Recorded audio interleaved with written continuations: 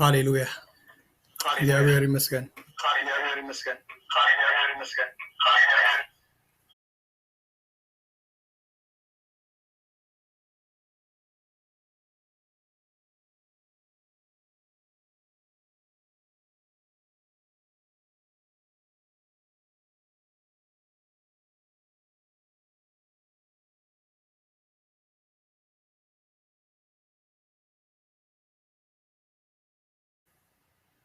برسنا زخونو حدا ነገር ይብልናል ምህላውና መታውና ሞጻና እግዚአብሔር ሰምዃናውን ውጤት ፍቅሪና እግዚአብሔር ተመስገነ ይሁን እስከ አምላኽ መስገን እጅ ድማ ቃል አምላኽ እንካፈለሉ ጊዜ አኺሉሎም እግዚአብሔር ይመስገን እስከ እግዚአብሔር ሎም አንተ አኽዛረበና አምላኽ መስገን አምላኽ ዝምዕድ አምላኽ ዝመክር አምላኽ ዝገስጽ አምላኽ እግዚአብሔር ይመስገን እሞ እስከ በብዘለና የሆነ ጸላ ሐሳብ እግዚአብሔር ይመስገን እግዚአብሔር ከዛረበና አምላኽ መስገን ሃሌሉያ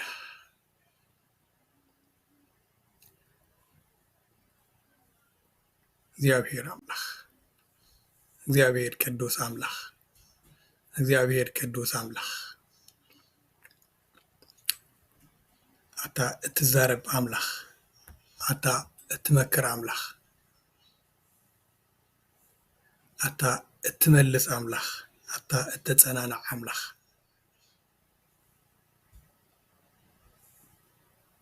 ኣብ ቅድሚኻ ኣለና እግዚአብሔር አምላኽ ህዝብኻ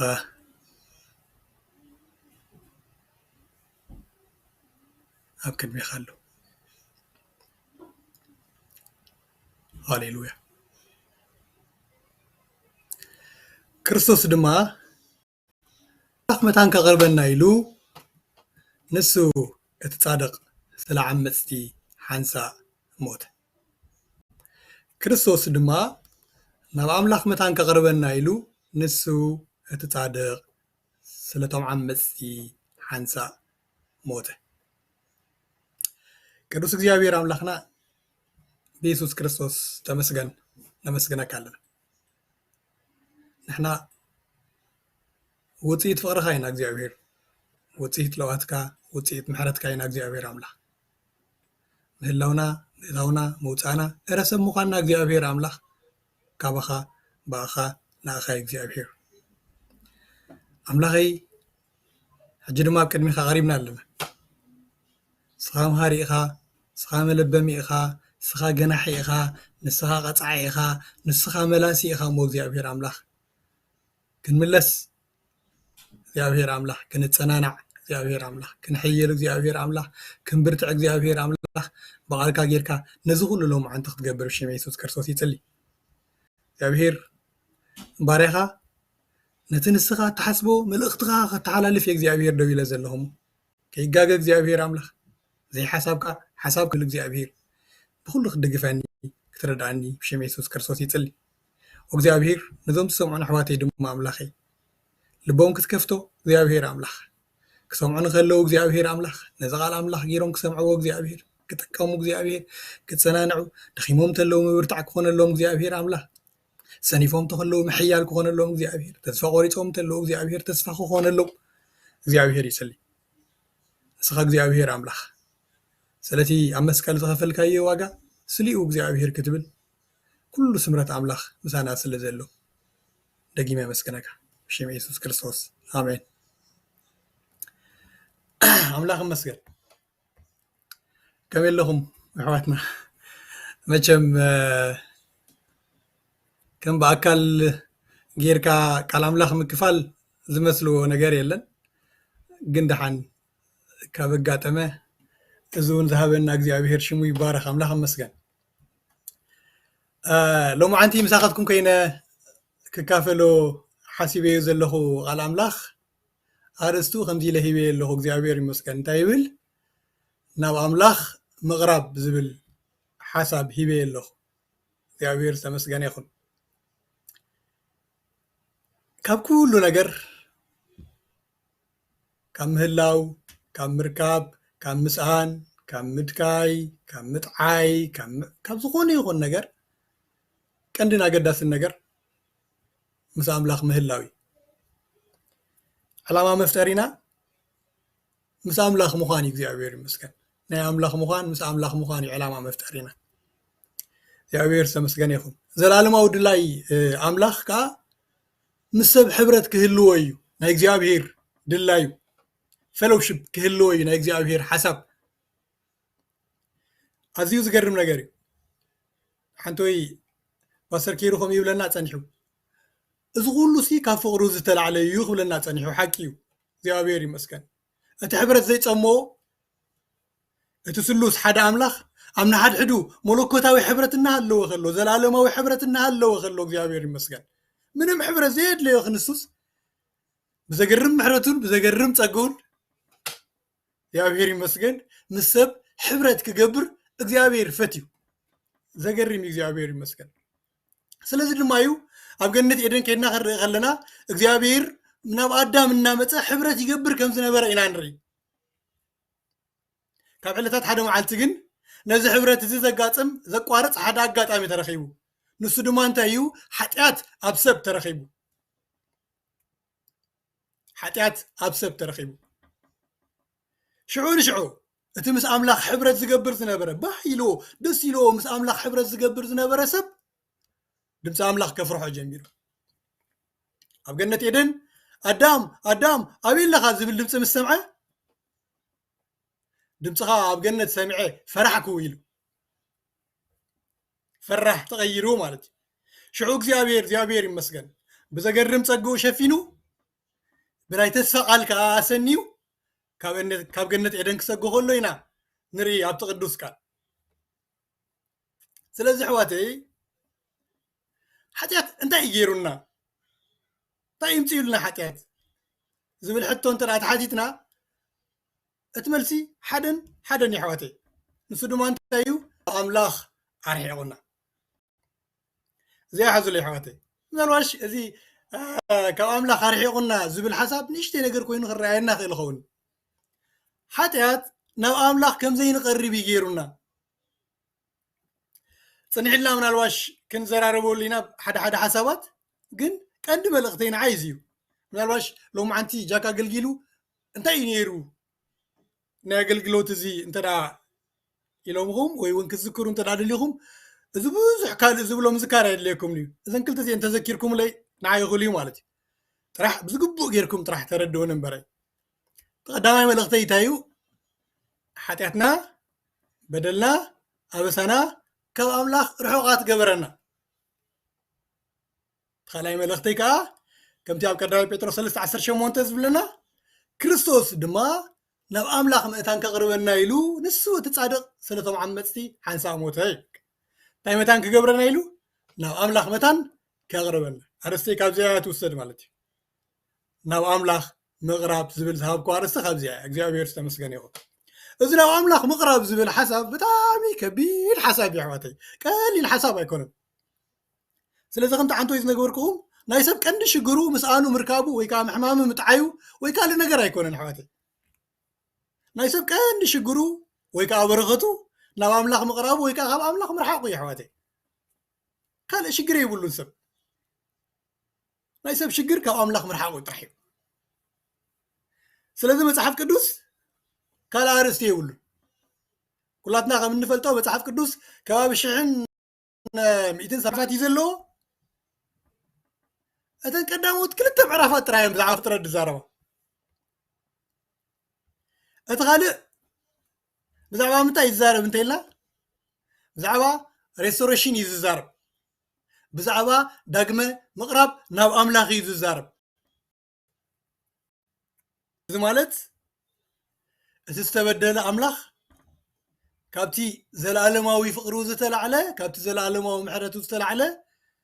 ነተበዳሊ ሰብ ባዕሉ ደልዩ ብፀግኡ ከመይ ኣቢሉ ናብኡ ከም ዘቕረቦ እዩ ዝዛረብ መጽሓፍ ቅዱስ ወላቲ ናይ ገነት ኤደን ታሪክ እንተዳሪና ኣዳም በዲሉ ክንሱ ኣዳም ኣይኮነን እግዚአብሔር ደልዮ ኣምላኽ እዩ መፅኡ ንኣዳም ደልዮ ሙሉእ መጽሓፍ ቅዱስ ታሪኹ ከምኡ እዩ ጎይታናን መድሓኒናን ኢየሱስ ክርስቶስ መፅኡ ብምሳሌ ክምህረና ከለውን እዚ ምሳሌታት እዚ እናዝበና ጥፉእ ወዲ ዝጠፈት በጊዕ ይኽደሊ መፅኡ استمسجن يخون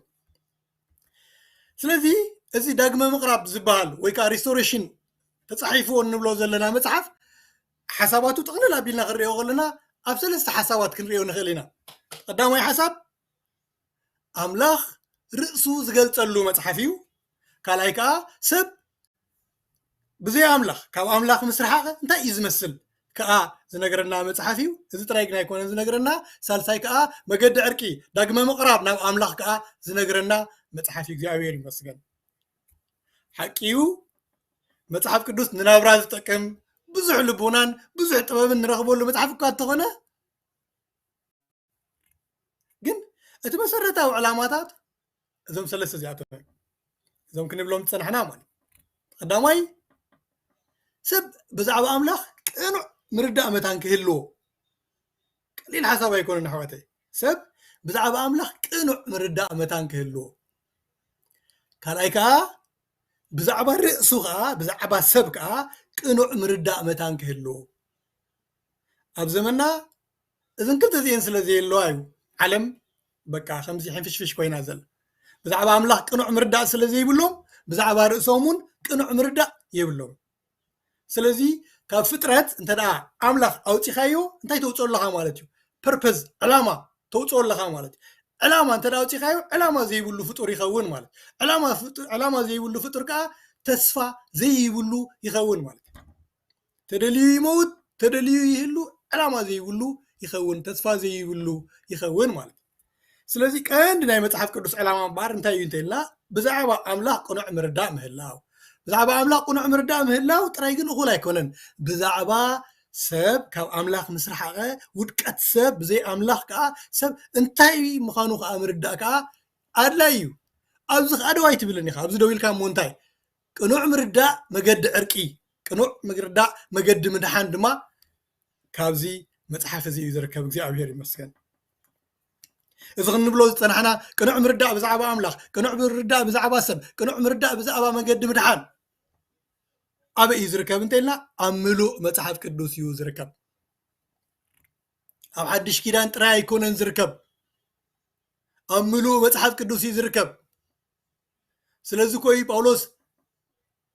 أبرومي قطعفلنا غلو معنا فاسر تحموش قطر ربعته بتعقسن بمصنع صحفاتن تسفى من تخون الناسي اتقدم التصحفه لمنتاي راي تتصحفي له نمهرونا يتتصحفي ملوء مصحف قدوس يو نزي مرد عزيز هبنا مالت እግዚአብሔር ይመስገን حواتي انت نحنا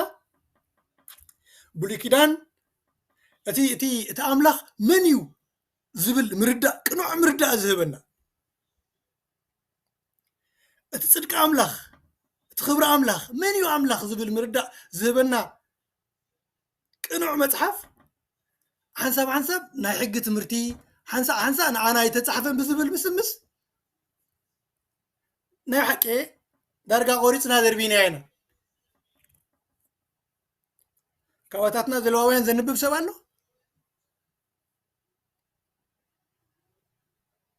كوفيلو مالتي تتنكيغو زنب بسوالنا حينات كلونا خلقون زقرمكم نقر قراب زلاوين كفيلكم كتنبوبو انت نافتيكم زيابيركم تريو صدقو تريو قدسنو تريو بتاعي بس قرم نقر كا كمي عينة أملاخ الكا تقرم مال تفلتون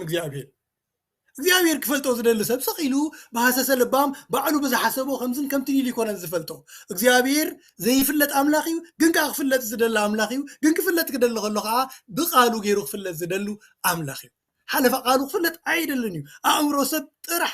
ተፈላሲፉን ሓሳሲቡን ንእግዚአብሔር ክፈልጦ ኣይደልን እግዚአብሔር ብቃሉ ክፍለጥ እዩ ዝደሊ እኹል መጽሓፍ እግዚአብሔር መስገን ንምፍላጥ እግዚአብሔር ክብርና ኣምላኽ ይኹን ምናልባሽ ገለገለ ስብከትና ዘጣዓሙልና ከምኒ ሃማን ተሰቂሉ ዳዊትን ጎልያድን ካልኦት ኣናቃሓቲ ታሪኻት ምናልባሽ ኣይገደፍናዮም እንኸውን እምበር ዕሙቕ ኢልና ነቲ ብፀጋ ዘቐረብናዮ ኣምላኽ ፅቡቕ ጌሮም ዝገልፁልና ሓሳባት ናይ መፅሓፍ ቅዱስ እናሃለዉ ክንሶም ግን ዳርጋ ገዲፍናዮም ኢና ኣሕዋተይ ስለዚ ኣሕዋተይ ወላ እኳ ምርዳእ ፀጋ እንተረኸብና ይኹን እምበር نتي مردا نايتي بتصقاز قربنايو أملاخ جن صحف كدوس كم زنقرنا أملاخنا زبالة حويو زبالة أملاخ جن رديتنا اشتي سلا زخونت خليها زراروا أملاخ منيو تباهي الكاسي أملاخ كمزيو أملاخ كمزيو الكات كينو تزارو واتعس أملب بخا أملاخ منيو الكان رأس خمسة حتى كاسي تملسو ملسي الزارب زلو نشتي سلا زخونت تافلتتنا ترديتنا نشتي سلا زخونت سلا زي تعبي حواتي صلوتنا نشتي دلاينا نشتي باقنا نشتي حقوسنا نشتي قوهينا نشتي كتعنا نشتي أقولقلوتنا نشتي زروانا نشتي أخيوانا نشتي كله نشتي أي ترد أننا من يتنهم لغو زلنا أملاق تبقى مرد أي رقمنا نمنينا قريبنا زلنا تبقى يرنا مرد أي رقمنا حواتي ولا أملقنا غي ترفا نشتي بقى أملقنا بقى كاب كمي زي حلف بقى كم زي حتى تجزي أبير كم زي ملس تحتيتو كم زي ملس كم يكون الكا ترايها تدل تبلو جن كم زن كون اللي انت لك ضربا يلا ايت ملسلوني كم يكون الكا تدلي كم تتخون كل كاري تدلي ويس كم تتخون كل كاري تدلي ترى يلكا دهريو نتا دهريا زلا ازماش خاصبه اوهو تبل شعو كبر ترايحتو لي خاصبه تاتيس كينو يلن اي تحلفني خا واي زي تحلف واي زي نحلف انت لكم حواتي كنوع مردا بزعبا املاخ اي رخمنا لنا حواتي حق يجي أبير مسجن قل عقمنا رغبنا لنا قنا قنوع مردا دوز بلا يكونن مصحف قدوس نفلتت حلف يزولو جي أبير مسجن which means تفليتو زي ودع مالت يجي أبير مسجن برخوات حواتي أتم أبراهي حامشاي عرف زلو مملختي ذكروهم يهمش أبراهي حامشاي عرف كنت عسر تغلت زلو مملختي أملقهم كابي يزي جمري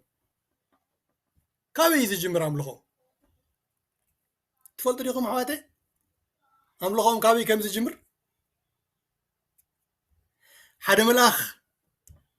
كاب سماي كم زيلو مستشدرة نتمعتم من يخفت عزغل نتمسحفك من يخقنصلو زغل يلو مستشدرة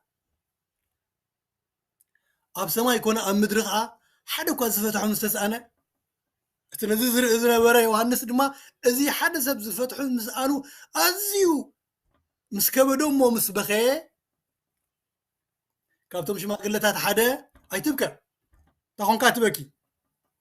كاب نجد يهودا أنبسا إذ سور داويت زخونكو نتمسحفك قنصلو نتمحتمك أخفتحوكو سعيرو له مسبلو دحريو يوم زيابير مسكن نفسه كف مسنكون عطانون صنو ورقن حيزو أبكر متغنشل تصدفو أم ماكل انتاي ريوم يوم حدث تحردز مسل غنشل ريوم شعو يوم زيابير مسكن أبكر متغنشل تدفيو شعو غنزيلهم زميرهم أو بزبالة دمتي تحرد غنشل ونسو تحرد غنشل يلوم سلطانن هابتن طبابن حيلن كبرن قرمان وداسين كوسد كله كوسد نسو بقوعي لهم زيابير سمسكان ياخد كابي يوم انكي لومو كم زي عينة عملو خقربو كابي يوم انكي لومو انتلكم ازم لغزي كام ردع نايتي زي فتح محتم كام ردع نايتي زي قنت المصحف كاب يوم نزم لغزي رخيبو مو انتاي زي فتح محتم انتاي زي قنت المصحف تلكم كو كان نقركو ولا حد نقر يلن كو اغزابير كوي ناب اغزابير المقرب كوي انتاي دي خلكيلونا نيرو قويتنا مدحينا يسكرتوس انتاي دي سعيرو تناب اغزابير كلكيلونا زنبره نسو كويو اغزابير مسكن سعيرو ناب اغزابير اغريبونا بزحات سبات اب تاريخنا بيتكريستيانون استقلقلو سبات الو ناي قويتنا مدحينا يسكرتوس مسواتسي ياي كم نسيطان كم استخفل يروم زوزو بزحات سبات الو سيطان حيزونا نيروسي قويتنا مدحينا يسكرتوس نسيطان كفيلوس دحار انا خاب سيطان حار نو ايكون نحوتي اتي تخابده اتعابي نغير كاب املاك مرحاقي ካብ ኣምላኽ ምርሓቕ ውፅኢት እዩ ካልእ ኩሉ ንኣምላኽ ኢና በዲልና ካብ ኣምላኽ ኢና ተፈሊና ነርና እቲ ዝተኸፈለ መስዋዕቲ ከዓ ንኣምላኽ እዩ ተኸፊሉ ንኣምላኽ ዝዕግብ መስዋዕቲ ግን ካበይ ይርከብ መንዕ ግቦ ንኣምላኽ እዩ ከዮም ትዘይፍታሕ ማሕተም ትዘይግንፀል መፅሓፍ ነዚ ኣምላኽ እዚ ዝበቅዕ እዚ ኣምላኽ እዚ ብቑዑ እዚ መስዋዕቲ እዚ ኢሉ ዝቕበሎ እሞ ሰብ ከዓ ምድሓን ዝረኽበሉ ሲ ከመይ ኣቢሉ ካበይ ይርከብ ዝብል እዩ ትጭንቂ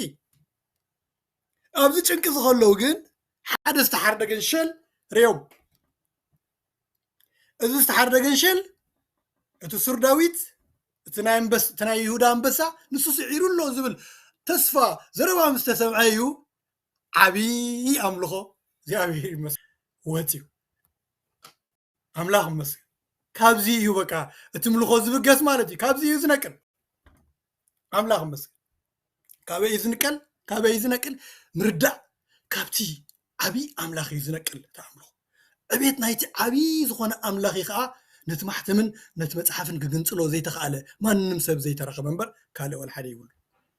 ስለዚ ብሩኻት ኣሕዋተይ ኣነ ንስኻትኩምን ርዲት ናይቲ ዓብዪ ዘፍርህን ኣምላኽ ሙሴ እኳ ፍርህን ንምድበድን ኣለኹ ዝበሎ ኣምላኽ ከመይ ኢና በቃ ከመይ ኢና ንርድኦ መን እዩ ኣምላኽ ንዓይ ንዓኻን መን እዩ ኣምላኽ ንዓይ ንዓኹምን ኣርጊፀ ነግረኩም ኣለኹ ኣሓቲ ርዲትኩም ንእሽተይ እንተኮይኑ ብዛዕባ እቲ ዓባ ኣምላኽ ማለት እየ ወላ እኳ ተጠቀምቲ ናይዚ ዓብ ፀጋ ኣምላኽ እንተኾንኩም ኩሉ ሻዕ ግን ብምግራምን ኣብ ምድናቕን ግን ኣይትነብሩን እዮም ኣይትነብሩን ኢኹም በቃ ንእግዚኣብሔር ምስ በለጥኩሞ ሽዑ ኢኹም ትግርሙ ኣታ ከመይ ኢለ እዩ ከመይ ኢለ የቐሪበ ናብ ዛዕባ ኣምላኽ ትብሉ ሽዑ ከመይልካ ከም ዝቐረብካ ዝተሓርደ ገንሸል ኣብ ቅድሚኻ ራእየካ ሽዑ ነዚ ዝተሓርደ ገንሸል በቃ ኩሉ መዓልቲ ትሰግደሉ እግዚኣብሔር ይመስገን ሂወትካ ትቦ ናብራኻ ትቦ ዘረባኻ ትቦ ታሪኽካ ትቦ ኣገልግሎትካ ትቦ ኩሉ ንዑ ሓይሊ ክብሪ ስልጣን ውዳሴ ውልኡ ገለ ኩሉ ንዑ ትቦ ማለት ግን ምርዳእ የድሊ ኣሕዋተይ ምርዳእ የድሊ ኣሕዋተይ እስከ ምሳሌ ይኽበኩም ንኣብነት ንደቅና እንዶ ዕልልዎም እስከ ንባዕል ምሳሌ ልጓለይ እንዶ ይዕልልወን ፅባሕ ንግሆ 24 ጉንበት ናፅነት ናይ ኤርትራ ኢልኩም እስከ ዕልልወን ተጠቀምቲ ናይቲ ናፅነት ድን እወ ተጠቀምቲ ፓስፖርት ክሕዛ ናይ ዓደን ይኽእላ ዶ እወ ይኽእላ ዓደን ከኣትዋ ይኽእላ ዶ እወ መንነት ኣለዎ ዶ እወ ኣለዎን ግደፈዎ እዚ ናይ ሕጂ ሲኮን ክንዝዕለኩም ዘለኹ ብሓቂ ታሪክ ዝነግረኩም ዘለኹ ተጠቀምቲ ናይቲ ናፅነት ድን እወ ግን ቫልዩ ናይቲ ናፅነት ኣለዎን የብለንን ካበይ ኣምፅአ እንታይ ይፈልጥኦ ባርነት እንታይ ይፈልጥኦ ዓዲ ዘይምህላው እንታይ ይፈልጥኦ ዋጋ ዝተኸፍለ እዚኣተንን እቲ ትማሊ ኣብ ማሓዩር ዝተቐጥቀጠ ሰብ እቲ ትማሊ መከራ ዝፀገበ ሰብ እቲ ንዓዱ ኢሉ ብዙሕ ከርተት ዝበለ ሰብን ክልቲኦም ብዛዕባ ናፅነት ክዕልሉ ከለውስ ሓደ ትርጉም ህልዎም መስለኩም እወ ተጠቀምቲ ሓደ እዮም ግን ከምኡ ዓይነት ብምግራምን ብምድናቕን ብምምስጋንን ክልቲኦም ሓደ ይኾኑ መስለኩም ኣይኮኑን እዮም እሞ እንታይ ዳ ክንገብር ኣለና ማለት እዩ በቃ ኮፍ ኣቢልካ ቪድዮ ጌርካ ከምዚ ተኸፊሉ እዩ ነዚ ናፅነት እዚ ክትብለን ክትክእል ኣለካ ማለት እዚ ኸማን ተተረድየናኻ ማለት መፅሓፍ ቅዱስ እምበኣር ኪዳን ጥራሕ ግድፍ ኣቢሉ ነዚ ናይ ብሉይ ኪዳን ግድፍ ዘየበለሉ ምክንያት ከምኡ እዩ ማለት እዩ እዚ እዩ ኣምላኽ እዩ ዝብለና ብሉይ ኪዳን ከይድኩም ክተንብቡ ከለኹ እዚ እዩ ኣምላኽ በቃ ብጣዕሚ ቅዱስ ኣምላኽ ብፀጋ ዝቕረብ ኣምላኽ እዚ እዩ በቃ እዩ ዝብለና እዚ ክንርድኦ ንኽእል ከመይ ቢልና እዚ እውን ክትርድኦ ይትኽእል ኢኻ ግዳ እግዚኣብሔር ይመስገን መንፈስ ኣምላኽ ግን ምሳና ስለ ዘሎ ኣምላኽ ይመስገን ምርዳእ ናይቲ ፅሑፍ ይህበና ማለት እዩ እግዚኣብሔር ይመስገን ኣብርሆት ማለት ከምዚ ማለት እዩ እግዚኣብሔር ይመስገን ባር ኣሕዋተይ እዚ ሎሚ ንሕና ብፀጋ ቀሪብናዮ ዘለና ኣምላኽ ብዝሓለፈ ከመይ እዮም ዝቐርብዎ ነይሮም ገለ ክንርኢ ከም ተቐዲምና ዝበልክኹም ዘለኣለማዊ ምኽሪ ኣምላኽ ምስ ህዝቡ ምንባር እዩ ምስ ህዝቡ ምሕዳር እዩ እግዚኣብሔር ይመስገን ወላቲ ብኣዳም ዝተፈፀመ ሓጢኣት ምስ ተፈፀመ እግዚኣብሔር ብተስፋ ሂቡ ምስ ሰደዶ እቲ ምኽሪ ኣምላኽ ምስ ሰብ ምሕዳር እዩ ምስ ሰብ ምንባር እዩ እግዚኣብሔር ይመስገን نسب يفتوي نسب يفكروا እግዚአብሔር ይመስገን ስለዝኾነ ኮይ ንእስራኤል ካብ ግብፂ ከውፅኦም ከሎ ዘፀአት 29:46 ከድኩም ክትንብቦ ከለኹም ኣብ ማእከልኩም ክነብር ኢለ እየ ካብ ምድሪ ግብፂ ዘውፃኹኹም ኢሎም ኣይገርምን ንምንታይ ካብ ግብፂ ውፅአኩም ኣብ ማእከልኩም ክነብር ኢለ እየ ካብ ምድሪ ግብፂ ዘውፃኹኹም ኣነ እውን እግዚኣብሔር ኣምላኽኩም ከም ዝኾንኩም ክትፈልጡ ኢኹም ኣነ ከዓ እግዚኣብሔር ኣምላኽኩም ኢሉ ዘገርም እዩ ኣሕዋት ውድቀት ሰብሲ ናይ ባሓቂ ካብ ንሰብ ንኣምላኽ ዝጎድኦ ይበዝሕ ማለት እዩ ኣሕዋት ምድሓን ሰብ ከዓ ካብ ንሰብ ንኣምላኽ ዘሐጉሶ ይበዝሕ ማለት እዩ ስለዚ ኮይ ብሓንቲ ነፍሲ ብሓንቲ እትድሕን ነፍሲ ኣብ ሰማያት ኣብ ሓጎስ ክኸውን እዩ ማለት እኮ እግዚኣብሔር ብጣዕሚ እዩ ዝሓጎስ ማለት ኮይ ሓጎስ ናይ እግዚኣብሔር ኮይ ኣብ ሰማያት ሓጎስ ዝፍጠር ንምንታይ ፍቅሪ እግዚኣብሔር ንሰብ መወዳእታ ይብሉን ካብቲ ሰብ ንኣምላኽ ዘፍቅሮ ኣምላኽ ንሰብ ዘፍቅሮ ስለ ዝበዝሕ እግዚኣብሔር ዝተመስገነ ይኹን ስለዚ እግዚኣብሔር ኣብ ማእከልካ ክነብር ክንደይ እግዚኣብሔር ይመስገን ዘሐጉስን ክንደይ ዓብ ፀጋን እዩ ኣሕዋት ግን ሓጢኣት ኣብ ዘይተሰዓረሉ ሰማይን ምድርን ገና ኣብ ዘይተዓርቁሉ ግዜ ጉሁር ቁጣዓ እግዚኣብሔር ኣብ ዘይዝሓለሉ ግዜ ሰብን ኣምላኽን ብሓደ ምንባር ፅድቅን ሓጢኣትን ብሓደ ምንባር ሓውን ሓሰርን ብሓደ ምንባር ማለት እዩ ስለዝኾነ ክንደይ ዘፍርህ ስለዝኾነ ንሙሴ ቤት መቅደስ ስራሕለይ ክብሎ ከሎ ብሙሉእ እቲ ታሪክ ትሪእዎ ከለኹም እንታይ ዝብል ዝተመልአ ይመስለኩም ከይትሞቱ ተጠንቀቑ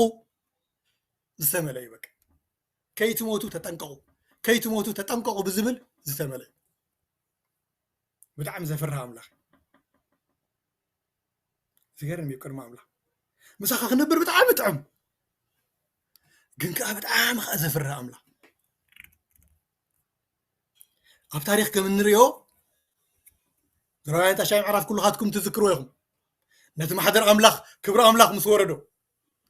ነቲ ክብሪ ምስ ረኣየ እቲ ህዝቢ ብሙሉኡ እልልልልል እንዳበለ ኣብ ቅድሚ እቲ ማሕደር ኣምላኽ ፍግም ኢሉ እንዳሰገደ ከሎ ዘራውያን ምዕራፍ 11 ክትጅምር ከላ ማለት እዩ ብሃንደበት ናዳብን ኣብዩን ንሱ ዘይዓዘዞም ጋሻ ሓዊ ናብቲ መሰውኢ ክቐርቡ ምስ ኣቕረቡ ሓዊ እግዚኣብሔር መፅያ በልዓቶም ይብለና እቲ ፅሑፍ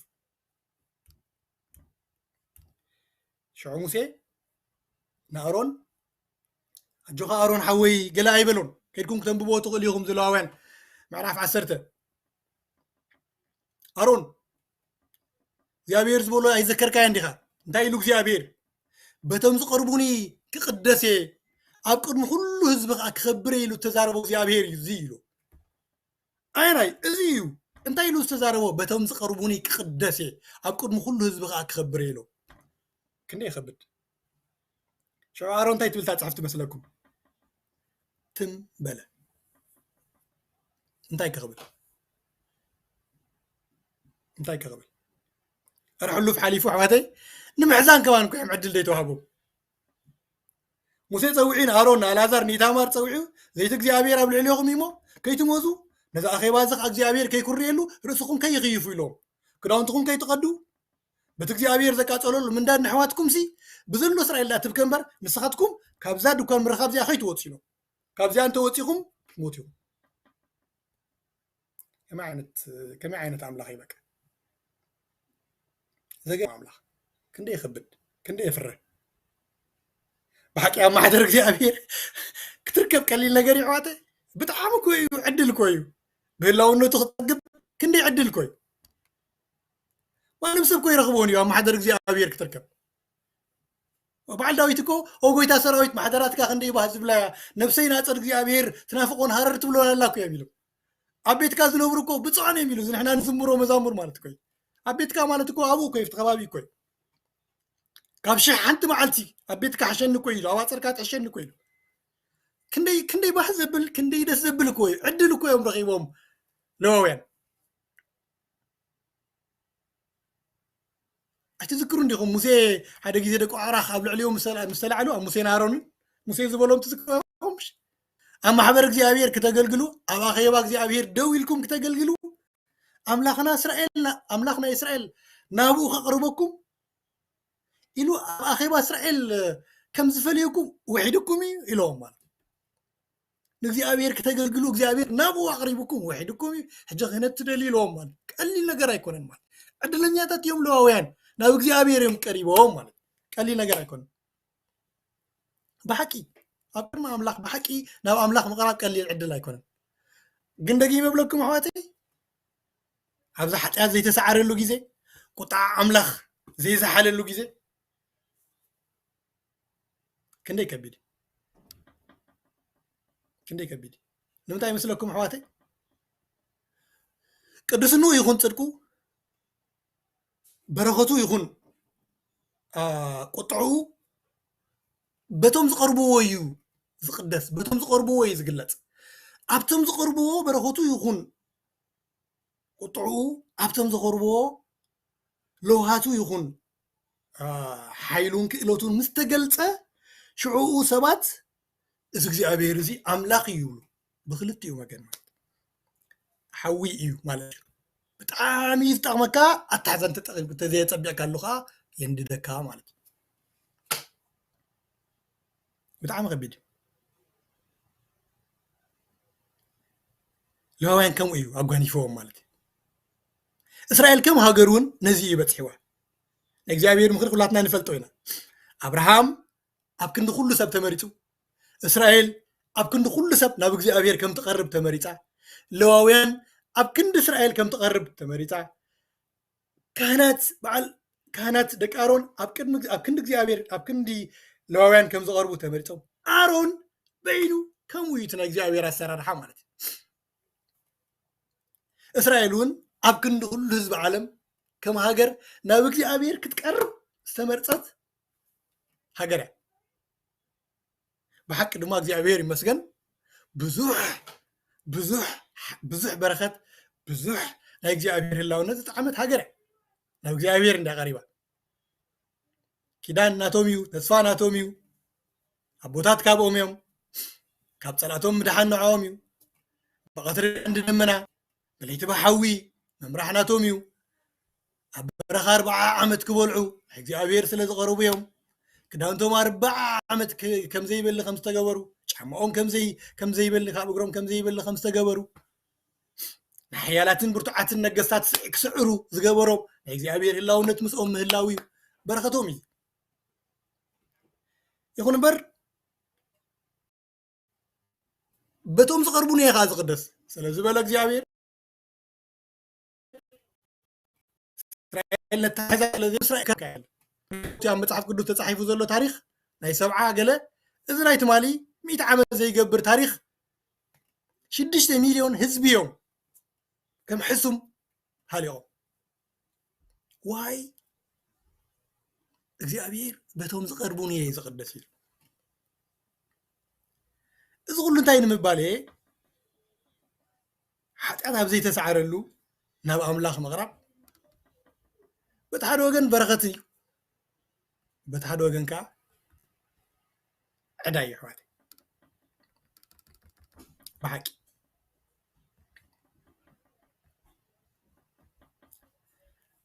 ኣብ ካልእ ኣጋጣሚ ክወስደኩም سوري تذكرون تداخنكم تاوت كيدان أملاخ تماريخ ودحر مصنحو داويت تاوت كيدان أملاخ نبي يرسالم كمرسو دحر مدلايو أب حدش سيرا قال لها 90 خملسو يدليو داويتن هزبون أبقد مجزي أبير بزلو قناتاتن بمسونكم ببقنا الناس عسعو خدو خلو بهندبت أب عودي نابان مسبتعو تمام عرفا فانينو عزا بدفرتو إيدو زرقعونو تاوت أملاخ عزو شعو كراك زيابير أب عزانا ديدو سلا دفرتو دوما زيابير كازفو يبلنا أب دون كان مرغب أبتتقى تاوت دوما أود يقوميتو عزا انتا يجيقو حواتي انتا يجيقو عزا سوري تشارجر كقبر الله موبايلي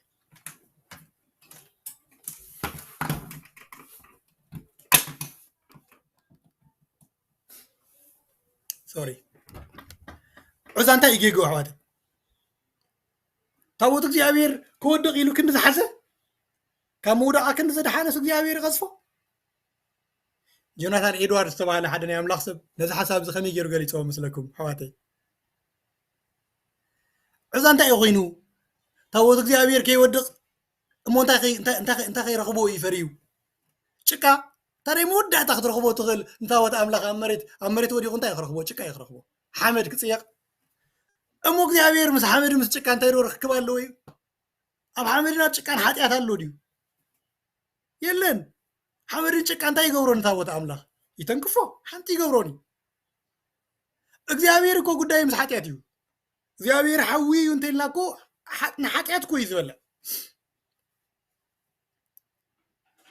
حمد كيتصيغو أيفلتن عزا أب عزا يزلو تحتيات سلازم مس حتياتو نتاوت እግዚአብሔር تنكفت بيلو يغزف داويت شعب وقهي بتاعم حريرو بك نتاوتا تايكم زبلات فلت يوم بيرت عزا يلو يسميوا شعو بكا داويت تسفا قريتو نتاوت እግዚአብሔር نابيت عبيد قد يفوق يدو مالتي جنكا كم تعنتو يزبلكم داويت نتاوت أملاك بتاعم يزدلو أبتقو غلو أبو غلو مسو غلو بتاعم غاسل يزدلو حدا معلت حرسل الصور حزخون እግዚአብሔር تاوت أملاك سي نبيت عبيد بتاعم يباريخ وازول زرو عم السماقا بكا خلق جيزة تمليسو نتاوت እግዚአብሔር كوستو متي مال تحرقن تمايرو أبو عراي كونن قريبولو تاوت أملاك بوعر يكون تصور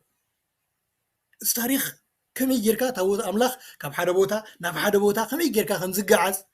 أبزور ربع معرف كيركم كترخبوا تخليهم تاوت أملاك كاب حدا بوتا ناف حدا بوتا زقعزو دقيقات لو يعني منيرو تاوت እግዚአብሔር كقعزي مستباله قداموت بعل آرون يمصو نت مغارجا يقلعو نت مغارجاتات معت مغارجا يزلو نت مغارجا قليعوم نت مغارجا نتتاوت أملاك يخدنو شعو قربت أطالالو يغبرلو بقى فصمكاش يشفافنو مالتي شعو مناتو مالتيو قات لواوያን سرحوم الساعه قدا حواتيك نغركم مسناي متنققتا انتو يا قديس ነገር ግና خيلوم من انت خيتموتو نتقدس ነገር نخصبت عينكوا قول حلكم كيتمتو بقى مستشفافنا قال يوم زاتو تشفافينو كمان لو يعني مكوساتهم كمان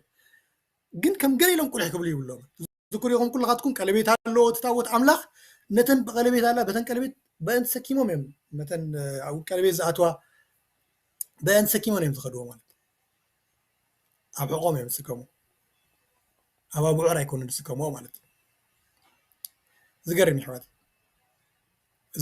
ቅድምዚ ታሪክ ዝነክረኩም ዘሎ ሓደ ታሪክ ኣሎ ኣብ ቤት ሽመሽ ንታወት እግዚአብሔር ቁልሕ ኢሎም ስለዝጠመትዎ ንውሽጢ ገጦም ስለዝጠመቱ ሰብዓ ሰብ እዮም ተቐዚፎም ከመይ ዘፈርህ ኣምላኽ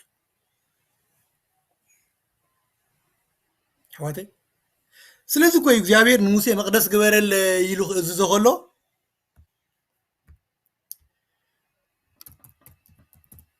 መቅደስ ግበረል ይሉ እዝዞ ከሎ ببزح مسوعتن ببزح مغارجان سكرو يخم تسالساي كفلي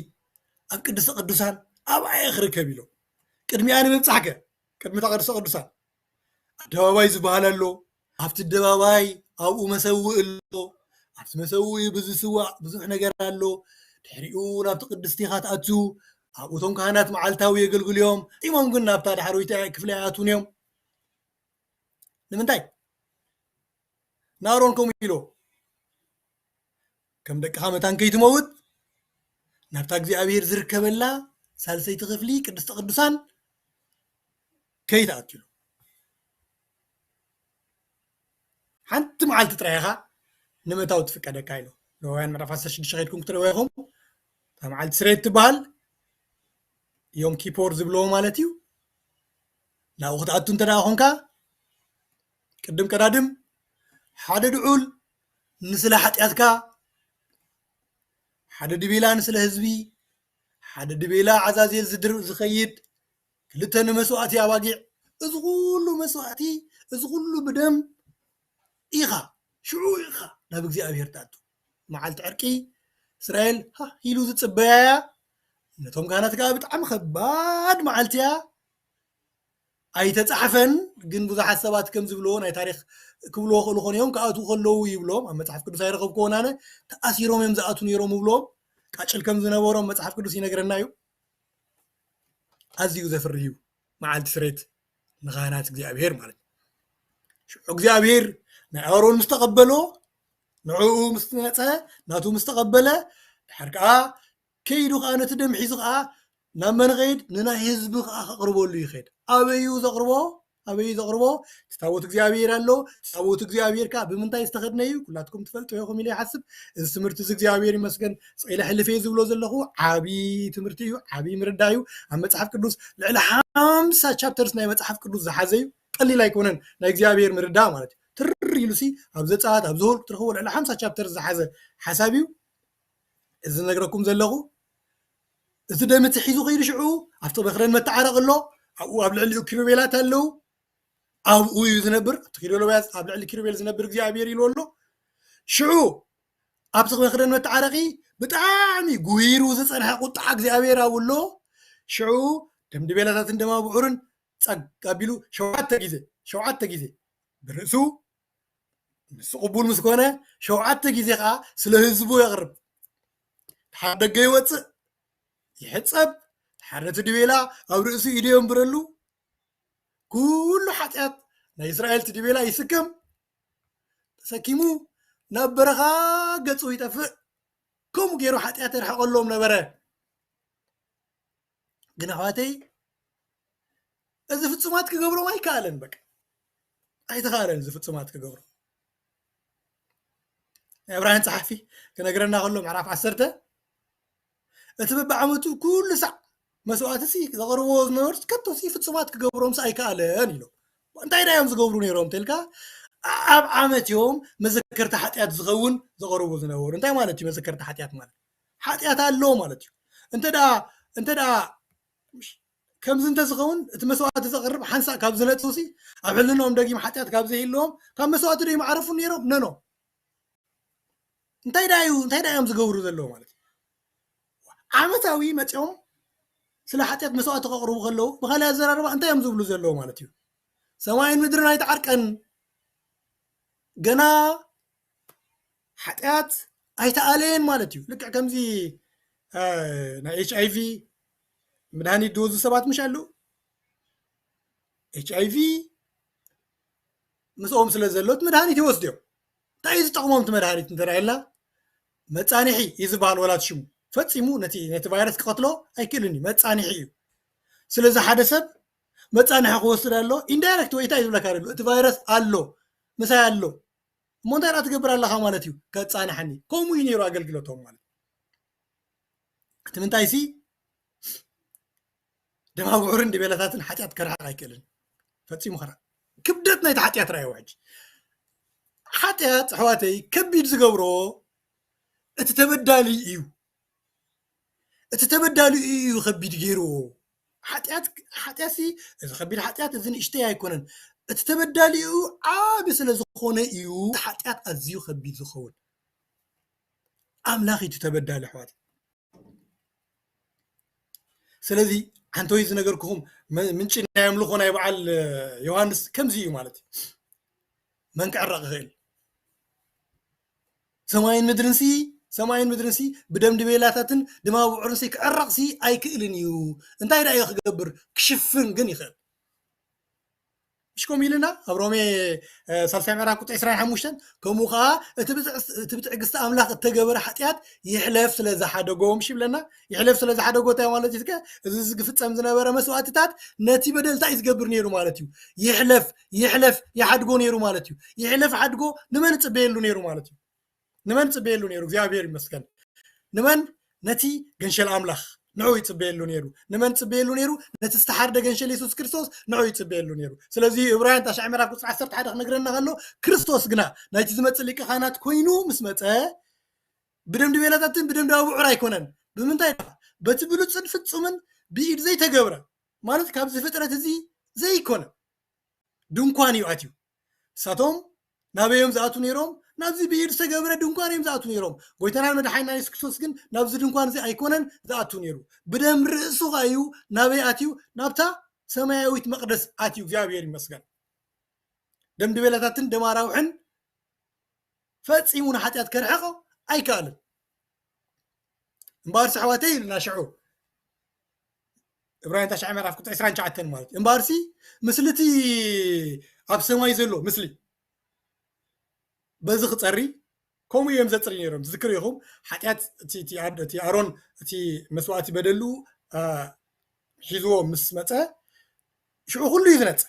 ሽዑ ወላት መስዋእቲ እቲ ቤት መቅደስ ብምሉ እዩ ዝነፅእ እቲ ቅድስቲ እቲ መሰውኢ ኩሉ እቲ ናይ ኣቑሑ መቅደስ እዩ ዝፀሪ ነይሩ ንምንታይ ርኩሳት ሰባት እውን ተንኪፎምዎ ስለ ዝነበሩ ረቂሱ እውን ክኸውን ስለ ዝኽእል እሱ ብምሉ እዩ ዝፀሪ ነይሩ ስለዚ እቲ መቅደስ በዚ ፀሪ ካብ ኮነ እቲ ኣብ ምድሪ ዝነበረት ምስሊ ሰማያዊ በዚ ፀሪ ካብ ኮነ እቲ ሰማይ ንላዕሉ ግን እቲ ሰማይ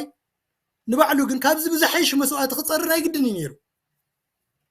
ስለዚ እኳ እዩ ክርስቶስ ሕጂ ኣብ ቅድሚ ኣምላኽ ክረኣየልና ኣብ ሰማያት ኣብዛ ምድሪ ዘላ ኣይኮነትን ኣብ ሰማያት ኣብታ ምስሊ ሓቂ ኣብታ ብኢድ ዘይተገብረት ኣብኣ ኣትዩ ደሎ እግዚኣብሔር ይመስገን ክብርን ኣምላኽ ይኹን እቲ ዘመን እቲ ኣሕዋተይ ብዘይ ክርስቶስ ዝነበርና ካብ ሕብረት እስራኤል ድማ ፍሉያት ዝነበርና ነታ ኺዳን ተስፋ ትፅቢት ዘይብሎምን ኣጋይሽ ዝነበርና ኣብዚ ዓለም እዚ ኣብዘይ ኣምላኽ ከም ዝነበርና ኩላኻትኩም ዝክሩ ኢኹም ሕጂ ግና እግዚኣብሔር ይመስገን ነተም ቀደም ርሑቓት ዝነበርና ብክርስቶስ ኢየሱስ ብክርስቶስ ቀረብና ክብርን ኣምላኽ ይኹን ኤፌሶን ክነግረና ከሎ ሳላ ብክርስቶስ ምእማንና ኢሉና እግዚኣብሔር ይመስገን ትብዓትን ብእምንቶ ምእታውን ኣሎና ኢሉ እግዚኣብሔር ዝተመስገን ይኹን ናብ መወዳእታ ገፀ ኣሕዋተይ ዕብራውያን ነዚ ኩሉ ሓሳብ ምስ ነገረና ብፍላይ ዕብራውያን ምዕራፍ 12 ክነግረና ከሎ እንታይ ከም ዝተገበረልና ምስ ነገረና ማለት እዩ ንስኻትኩም ግን ናብ ከረንፅዮን ናብታ ከተማ ህያው ኣምላኽ ናብታ ሰማያዊት ኢየሩሳሌም ናብቶም ቅዱሳን ኣላፋት ናብ መላእኽቲ ኢኹም ዝበፃሕኩም ናብ ጉባኤ ኩሉ ናብ ማሕበርቶም ፍጹማት ጻድቃናት ኢኹም ዝበፃሕኩም ናብ ኣምላኽ ፈራድ ኩሉ ኢኹም ዝበፃሕኩም ናብ ኢየሱስ ማእከላይ ሓድሽ ኪዳን ኢኹም ዝበፃሕኩም ኢሉ ምስ ወደአ ሽዑ ሓንቲ ዓባይ መዕዶ ገዲፉልና ኸይዱ እግዚኣብሔር ይመስገን እንታይ ትብል ዓባይ መዕዶ ምስለኩም ኣምላኽና ዝባልዕ ሓዊ እዩ ስለዚ ንሕና ዘይትንቅጥቀጥ መንግስቲ ክንቀበል ካብ ኮናስ ሽዑ ብጣዕሚ ተገርም ወይ ከዓ ተፍርህ ዘረባ ንኣምላኽ ብዝሕግሶ ቅዱስ ፍርሃት እናኣገልገልና ነመስግን እግዚኣብሔር ይመስገን በቃ እዚኣ እያታ ተኽግድፍልኩም ደልየ ዘለኹ ኣብ መወዳእታ መልእኽቲ ማለት እዩ እዚ ዝተገበረልና ሰባት ኢና እግዚኣብሔር ይመስገን ናብዚ ቅዱስን ጻድቕን ኣምላኽ ናብዚ ክንድሕን መንከም ክድሕን ይከኣል ዝበሃሉ ዝነበረ ኣምላኽ ብደም ድቤላታትን ብዳራውሕን ዘይኮነ ብደም ርእሱ ብደም ኢየሱስ ክርስቶስ ናብዚ መቅደስ እዚ ንምእታው ትብዓት ዝረኸብናሲ ናብ ኣምላኽ ፈራድ ኩሉ ክንበፅሕ ዕድል ዝረኸብና ናብ ኢየሱስ ማእከላይ ሓድሽ ኪዳን ክንበፅሕ ዕድል ዝረኸብና ቤት መቅደስ ኣምላኽ ክንከውን ዕድል ዝረኸብና ኣገልገልቲ ኣምላኽ ክንከውን ዕድል ዝረኸብናሲ ቀሊል ነገር ኣይኮነን እሞ ኣይትረስዑ ዘይትንቅጥቀጥ መንግስቲ ከዓ ክንቅበል ካብ ኮናሲ ፕሊዝ ንኣምላኽ ብዝሕጉሶ ቅዱስ ፍርሓት እናኣገልግልኩም ኣመስግኑ ፍርሓት ትብልሓት ገለ ንኣምላኽ ዝኸውን ፍርሓት እንታይ ዓይነት ፍርሓት ክቐትለኒ እዩ ኖ ወላ ክቐትለካ እያ ቦ ይትፈረኒ ኢኻ ቅዱስ ፍርሓት ኣብ ጴጥሮስ ክነግረና ከሎ ነቲ ምጽኣት መዓልቲ ኣምላኽ እናተፀበኹ እናቀላጠፍኩምዎን ብቅዱስ ንብረት ብፍርሃት እግዚኣብሔር ከመይ ዝበለ ኾን ኢኹም ክትኮኑ ዝግባእኩም ፍርሃት ኣሕዋተይ ቅዱስ ፍርሃት ናበይ ኣቢሉ በቃ ክሳብ ክንዲዚ ትደፍር ክሳብ ክንዲዚ ኣብ ልዕሊ ፀጋ እግዚኣብሔር ትደፍር ብፀጋይና እንዳበልካስ ሚልካ ትደፍር ቅዱስ ፍርሃት የለን أنا بزحدش كده أنا كنت مزيابير زتسلخ هو تصلوت إذا نجري أملاخي إلى تصلي حوات فرحت كاس سينيلي يا مزيابير أنت فرحت مزيابير ديلس سينو أملاخي سبك أخفر هاكي يروي فرحكاني مو بليس مزيابير أملاخ فرحتك قدوس فرحتك باو لبيان برو إلى تصلي مال نايز حدش عمت بمولوخا أبكر مقويتا تتصلي تصلوت نصيو كله ما عندي كوم إلي تتصلي بك እግዚአብሔር ኣምላኽ ከመይ ትፍራህ ኣምላኽ ክንስኻሲ ከመይ ዘይቋፅረካ በቃ ኢለ ቅድሚ እግዚአብሔር ማለት እዩ ናይ ሃዋርያት ቤተክርስትያን ሰላም ምስ ኮነላ ብኩሉ እንዳበዝሐት ብፍርሃት ኣምላኽ ከዓ እንዳዓበየት ብፍርሃት ኣምላኽ እናተመላለሰት እያ ትኸይድ ነይራ ሓዊ ሓብተይ እስኪ ንርእስኻ ጠምቶ ዓጅስካ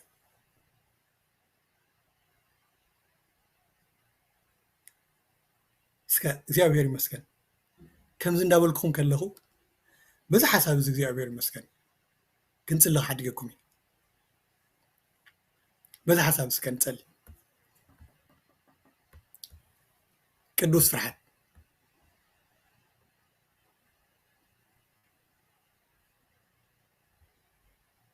أملاخنا زبالة حوي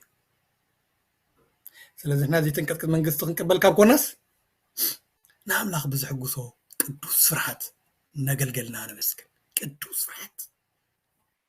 متهم ساعات أملاخ الناس تصبحوا ما ناك أنا تفكم بقدوس نبرتن بفرحات እግዚአብሔር زين عشان نزروا واقدفو نبغى ده يخاجل كم يكونن قدوس فرحات زبالة أما مصحف ቅዱስ كيدكم كتريو كلهم كبر እግዚአብሔር ምስ ራእዩ كموت كون كم زول بحق እግዚአብሔር ተፈሊጥናዮ بقدوس فرحاتنا ننبر እስከ حسابه በቃ እስከዚ حسابه እግዚአብሔር ይመስገን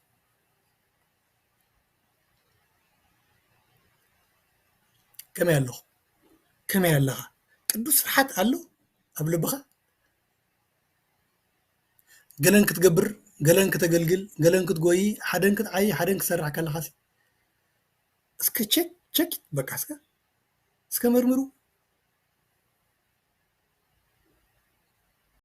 ኣምላኽ ክብል ከሎ ዝልብኹም ቅዱስ ዝኾነ ፍርሓት ይህሉ ዝኾን ይኹን ኣነ እኔ ቴሊ ፍራንክ ዛስ ወይ ኣብ ቅድሚ እግዚአብሔር ይፅሊ أملاك أنا أنت زي فريق نوين كفريق سلسل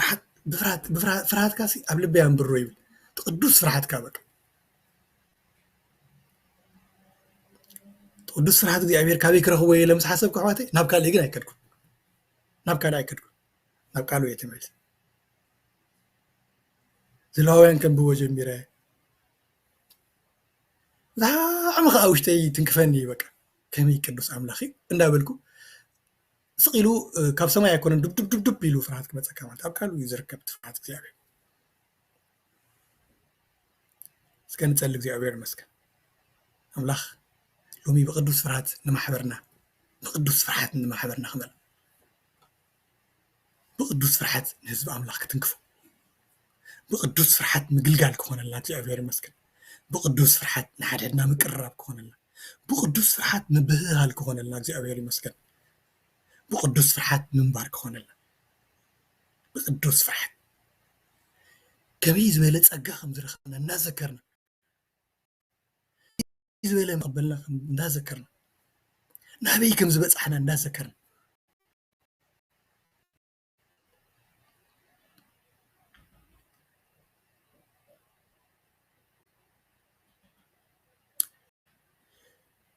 أملاخنا نسخة ቅዱስ ኣምላኽ ኢኻ